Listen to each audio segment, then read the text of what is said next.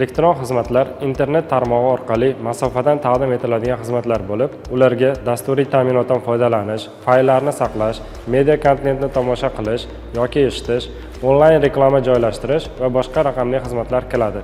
Masalan, Google, Microsoft, Netflix, Spotify, OpenAI va boshqa dasturiy ta'minotlar.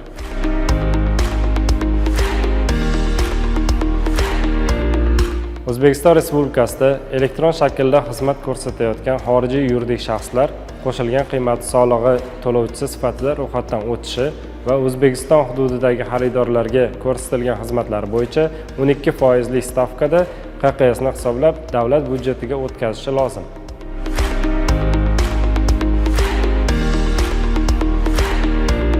Agar xizmatdan yuridik shaxs foydalansa, teskari hisoblash mexanizmi, reverse charge mexanizm qo'llaniladi. Ya'ni O'zbekistondagi yuridik shaxs mustaqil ravishda QQSni hisoblaydi va davlat byudjetiga to'laydi. Agar xizmatdan jismoniy shaxs foydalansa, QQSni hisoblash va to'lash majburiyati to'g'ridan-to'g'ri xorijiy xizmat ko'rsatuvchi kompaniyaga yuklatiladi.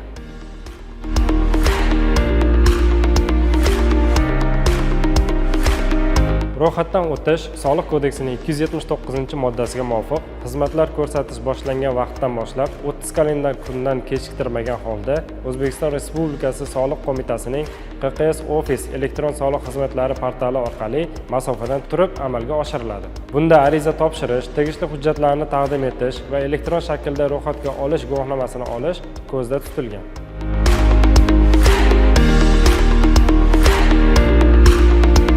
Soliq kodeksining 279-moddasiga muvofiq ro'yxatdan o'tgan xorijiy kompaniyalar soliq organidan hujjatlarni, axborotni olish hamda elektron shaklda ko'rsatgan xizmatlarga taalluqli hisobotlarni, ma'lumotlarni soliq organiga taqdim etish uchun soliq to'lovchining shaxsiy kabinetidan foydalaniladi.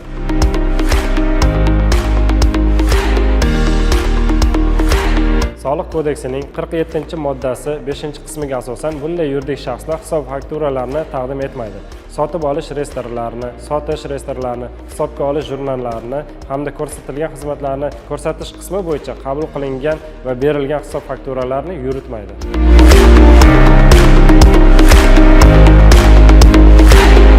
QQS to'lovchisi sifatida ro'yxatdan o'tgan chet el yuridik shaxslari ko'rsatilgan elektron xizmatlar uchun hisoblangan QQS summasini xorijiy valyutada maxsus hisob raqamlariga to'lashi mumkin. Shundan so'ng chet el valyutasi konvertatsiya qilinadi va soliq to'lovchining tegishli shaxsiy kartochkasida aks ettiriladi.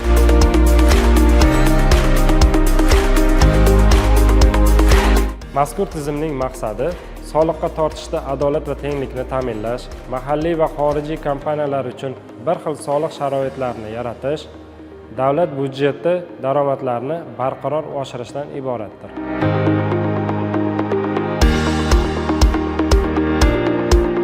Ham mavjud. Xususan, Yevropa ittifoqi mamlakatlarida, Avstraliya, Janubiy Koreya, Turkiya va boshqa davlatlarda elektron xizmat ko'rsatuvchi xorijiy kompaniyalar tegishli davlatda QQS to'lovchi sifatida ro'yxatdan o'tishi va soliqlarni mahalliy byudjetga to'lashi belgilangan.